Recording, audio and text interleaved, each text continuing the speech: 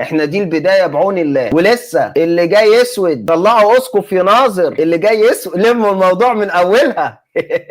ولو انا حصل لي حاجه، في اخوه ان شاء الله هيكملوا اللي انا بداته. احنا حطينا السطور الاولى، في اخوه هيجوا بعدينا يكملوا. لو انا حصل لي حاجه، لو ميمو حصل له حاجه، في اخوه هيكملوا وهيعملوا استوديو وهيطلعوا يتكلموا ومش هيسكتوا. زي ما انتوا صدرتوا عيالكم الكهنه الشتامين يطعنوا ويشككوا في الاسلام، احنا كمان بنتساءل. ولما جينا سالناكم قلتوا دول بيسالوا. طب ما احنا بنتساءل يا جماعه، مش عايزيننا نتساءل ولا ايه؟ ينفع كده انبا وغصن؟ ينفع كده ترفعوا علينا قضايا انبا وغصن عشان بنسال انبا وغصن؟ ما ينفعش كده يا انبا وغاصن. لا يا انبا وغاصن، لا انا زعلان بجد. يعني شنودة يطلع يقول ان زكريا بيسال، واحنا لما نسال تزعلوا كده وترفعوا قضايا وبتاع؟ ينفع الكلام ده؟ اي نعم. انت المره اللي فاتت لما عملت كده مع اللي هي الصحفيه اللي اسمها ساره علام، الانبا توادرس طلع وحط عليك وقال لك انت مين اصلا عشان تتكلم باسم المجمع المقدس؟ بس يعني انت واضح ان انت ما اتعظتش، لسه برضو بتتكلم ومصدر عيالك يشككوا في البابا، وحاجه بصراحه صعبه قوي. هو البابا مستحمل؟ ما كفايه اللي حصل في الموقف بتاع الانبا دانيال بتاع من كام يوم ده، والبنات الشماسات بتوع المعادي. ما كفايه اللي حصل من انبا بولس؟ حصلت دي قبل كده انبا وغصن؟ تخيل على الهوا مباشر يطلع الانبا بولس بيقول لك جمله بيقولوها للبوبيهات، كومن بوي. قصدك لما نزل نيافه الانبا اغاصن وقال لازم يجردوا من رتبتهم، فطبعا انا عايز اقول له كمان بوي، مش كمان سيدنا،